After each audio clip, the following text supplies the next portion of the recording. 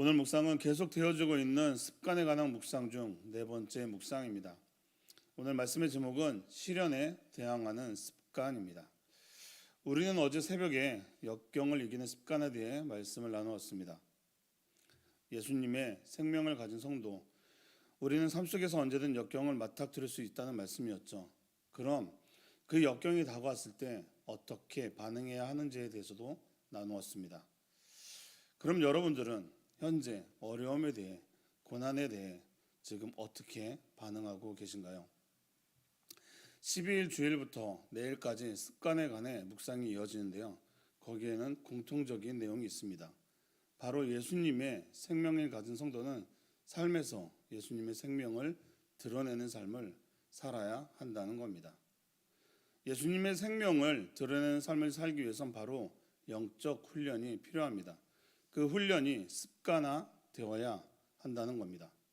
영적인 좋은 습관은 하나님의 기뻐하는 삶을 살 것이고, 그렇지 않은 습관은 하나님과 관계없는 삶을 산다는 것이죠. 특히 어려움이 있을 때 그 훈련된 습관은 하나님 앞에 견고히 설 수 있게 되는 것이죠. 어제 말씀처럼 역경이 나에게 다가올 때 어떤 모습을 취하느냐가 그 사람의 영적 상태를 알 수 있는 겁니다. 어제 말씀에서 역경을 당할 때 역경을 택하는 것과 하나님의 섭리 가운데 역경을 당하는 것은 다르다는 겁니다. 만일 하나님께서 역경을 허락하셨다면 하나님은 그 역경을 통과할 수 있도록 도우신다는 것이죠. 이 말씀이 얼마나 힘이 되고 위로가 되는 말씀입니까? 그런데 왜 오늘 어제 말씀 역경에 대해서 얘기를 할까요? 바로 오늘 말씀이 그 연장선상에 있기 때문입니다. 오늘 말씀의 제목이 시련에 대항하는 습관입니다. 그런데 시련도 역경과 같은 말 아닌가 싶으시죠? 그래서 한번 뜻을 찾아봤습니다. 역경은 일이 순조롭지 않아 매우 어렵게 된 처지나 환경, 사는 과정에서 겪게 되는 불행하거나 힘든 상황을 뜻하는 말이고, 시련은 겪기 어려운 단련이나 고비라는 뜻입니다. 그래서 좀 구분을 좀 해봤습니다. 역경은 어떠한 순간순간 다가오는 것이고, 시련은 긴 시간을 통해 시험, 테스트하는 것이라고 생각이 들더라고요. 그래서 역경과 시련의 차이점을 찾던 중에 요셉에 대한 글을 한번 보게 됐습니다. 요셉의 여정을 보게 되면 긴 시간 동안 하나님과의 관계성을 가지고 살았지만 그의 삶은 순탄치는 않았습니다. 형들에게 노비로 팔리고 보디발 장군의 아내의 유혹에 넘어가지 않은 것이 오히려 역경으로 다가왔다는 것이죠. 그 어려운 시간들은 그의 여정 가운데 곳곳에 나와 있습니다. 그리고 마침내 요셉의 고백에서 요셉을 향한 하나님의 계획이 있었구나라는 것을 알게 됩니다. 창세기 45장 5절과 8절을 제가 한번 읽어드릴게요. 창세기 45장 5절과 8절은 하나님만을 바라봤기에 그 시험을 잘 극복한 요셉만이 할 수 있는 고백입니다. 한번 들어보세요. 당신들이 나를 이곳에 팔았다고 해서 근심하지 마소서, 한탄하지 마소서. 하나님이 생명을 구원하시려고 나를 당신들보다 먼저 보내셨나이다. 그런즉 나를 이리로 보낸 이는 당신들이 아니요 하나님이시라. 하나님이 나를 바로에게 아버지 삼으시고 온 집의 주로 삼으시며 애굽의 온 땅의 통치자로 삼으셨나이다. 아멘. 그렇습니다. 요셉은 그 어려운 시간들을 하나님만 바라보고 잘 견뎌낸 것입니다. 여러분은 어떻습니까? 지금 겪는 역경, 고난, 시험 너무 힘들죠. 하나님은 어제 역경에 대처하는 말씀처럼 마찬가지로 시련도 이겨낼 수 있는 힘을 주십니다. 그런데 이 시련 또한 이겨내는 훈련을 통해 습관을 만들어야 한다는 것이죠. 잼버스 목사님은 주님은 당신의 삶에 역경을 허락하시고 당신이 그 어려움을 적절하게 극복한지를 보십니다 라고 말씀하시고 시편 18편 29절 말씀을 주셨습니다. 우리 같이 한번 읽어봤으면 좋겠습니다. 시편 18편 29절 말씀입니다. 구약성경 814페이지, 구약성경 814페이지 시편 18편 29절 함께 읽겠습니다. 시작. 내가 주를 의뢰하고 적군을 향해 달리며 내 하나님을 의지하고 담을 뛰어넘나이다. 아멘. 내가 하나님을 의지하고 담을 뛰어넘나이라는 고백을 하고 있습니다. 이 고백이 우리들의 고백이 되기를 축복합니다. 그럼 우리 한 절만 더 읽어봤으면 좋겠습니다. 우리가 의지하는 그럼 그 하나님은 어떤 하나님이신지 18편 맨 앞에 보게 되면 2절과 3절 말씀입니다. 18편 앞쪽에 2절과 3절 말씀, 네, 함께 읽겠습니다. 시작. 여호와는 나의 반석이시오 나의 요새시오 나를 건지시는 이시오 나의 하나님이시오 내가 그 안에 피할 나의 바위시오 나의 방패시오 나의 구원의 뿌리시오 나의 산성이시로다. 내가 찬송 받으실 여호와께 아뢰리니 내 원수들에게서 구원을 얻으리로다. 아멘. 그렇죠. 하나님은 이런 분이십니다. 우리가 끝까지 믿고 의지할 그 하나님이 함께할 때 우리에게 다가오는 불시험 또한 이겨낼 수 있다는 것이죠. 잼버스 목사님은 불시험에 관해 이렇게 말하고 있어요. 한번 들어보세요. 불시험이 오면 일어나 대처하십시오. 만일 그 불시험이 당신의 죽을 육체를 통해 그리스도의 생명을 드러낼 기회가 된다면 아무리 아픈 고통이라도 인내하십시오 라고 말합니다. 그러면서 베드로후서 4장 12절 말씀을 주시는데 13절까지 우리가 한 번 더 읽어보겠습니다. 신약성경 381페이지 베드로후서 4장 12절 말씀입니다. 12절 13절 신약성경 381페이지입니다. 베드로후서 4장 12절과 13절 베드로후서 4장 12절과 13절 우리 함께 읽겠습니다. 시작. 사랑하는 자들아 너희를 연단하려고 오는 불시험을 이상한 일 당하는 것 같이 이상히 여기지 말고 오히려 너희가 그리스도의 고난에 참여하는 것으로 즐거워하라. 이는 그의 영광을 나타내실 때에 너희로 즐거워하고 기뻐하게 하려 함이라. 아멘. 제가 이 말씀을 쉬운 성경으로 한번 읽어드릴게요. 사랑하는 여러분, 고난을 받는 중에 당황스러워하거나 놀라지 마십시오.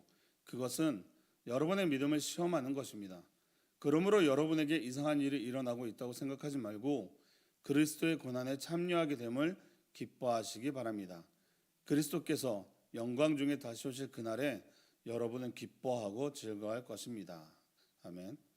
쉬운 성경으로 읽으니까 조금 더 잘 이해가 되시죠? 저와 여러분이 감당하기 힘들 수 있는 불시험, 고난이 다가올 수 있습니다.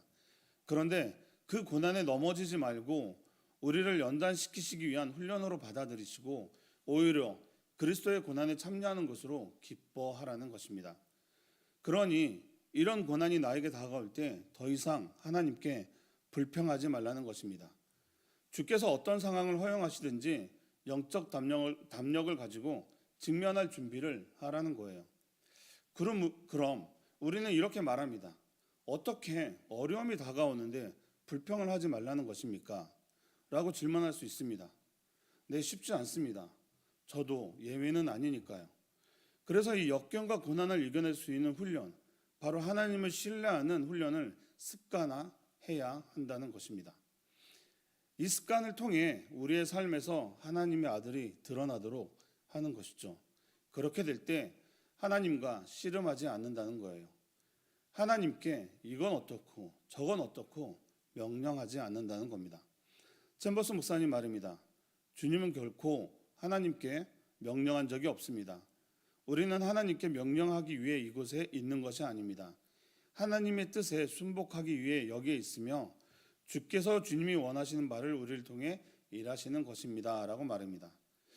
우리는 기도할 때 이 고난의 상황이 왜 나에게 주어졌는지 주님의 뜻을 구하기보다 지금 당장 이 문제를 해결해 달라는 기도를 더 많이 한다는 것이죠. 하나님 이거 해주세요. 하나님 저것도 해주셔야죠. 하나님 왜 나한테 이런 일이 생기는 겁니까? 하고 이 모든 것이 나에게 맞춰져 있는 기도를 한다는 거예요. 마치 명령이라도 하듯이 말이죠. 그래서 하나님과 기도로 딜을 한다는 얘기도 나오는 겁니다. 이거 들어주시면 그럼 제가 이거 해드릴게요. 하나님을 끌어내려 자신의 뜻을 이루려 한다는 것이죠. 이것이 잘못된 것입니다. 이 잘못을 하지 않기 위해 이 문제를 대면하는 훈련이 필요한 것이고 그 훈련이 바로 순종을 말합니다. 오늘 묵상 마지막에 요즘 자주 들었던 표현이 나옵니다. 우리는 하나님의 뜻에 순복하기 위해 여기에 있으며 주께서 주님이 원하시는 바를 우리를 통해 일하시는 것입니다.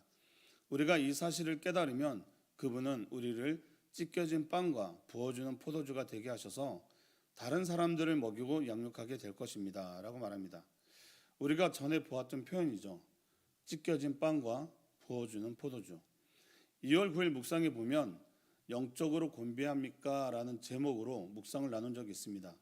거기에 나와 있는 내용을 소개하며 말씀을 마치겠습니다.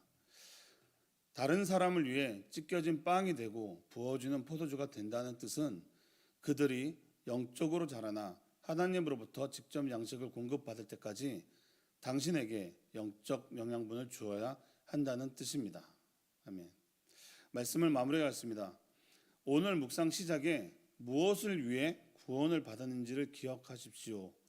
하나님의 아들이 당신의 죽을 육체를 통해 나타나게 하기 위해 구원받은 것입니다. 라고 말합니다. 다시 말해 우리는 예수의 생명이 우리 몸에 나타나게 하려 구원받았음을 기억해야 하며 마음을 다해 하나님의 자녀로서 선택받은 목적을 실현해야 한다는 것이죠. 여러분, 우리는 하나님이 우리 안에서 이루시는 일들을 드러내는 삶을 살아야 합니다. 그 삶을 살기 위해 하나님을 신뢰하는 가운데 우리의 모든 기능들이 집중되어야 합니다. 그럴 때 우리에게 다가오는 역경과 고난, 시련을 이겨낼 수 있습니다. 그런데 시련이 다가올 때 불평과 불만만이 가득하십니까? 여전히 옛 방식대로 대항하고 있다면 하나님께서 나를 구원하셨다라고 말하는 건 거짓말입니다라고 말하는 거예요. 사랑하는 성도 여러분, 여러분을 통해 그리스도의 생명을 드러내는 기회가 있다면 아무리 아픈 고통이라도 인내하시기 바랍니다. 기도하겠습니다. 하나님 감사합니다. 우리 섬누리 공동체가 시련을 통해 더 주님의 뜻을 구하는 공동체로 살아갈 수 있도록 훈련되어지게 하옵소서. 하나님을 신뢰함으로 우리의 모든 기능을 집중하여 하나님이 우리 안에 이루신 일들을 드러내는 삶을 살게 하여 주시옵소서. 지금 교회에 여러 어려움과 고난에 있는 지체들이 있습니다. 하나님 그들과 동행하여 주시어 이 시련을 통과하게 하옵소서. 하나님의 뜻을 구하는 우리 모두가 되게 하옵소서. 예수님 이름으로 기도합니다. 아멘.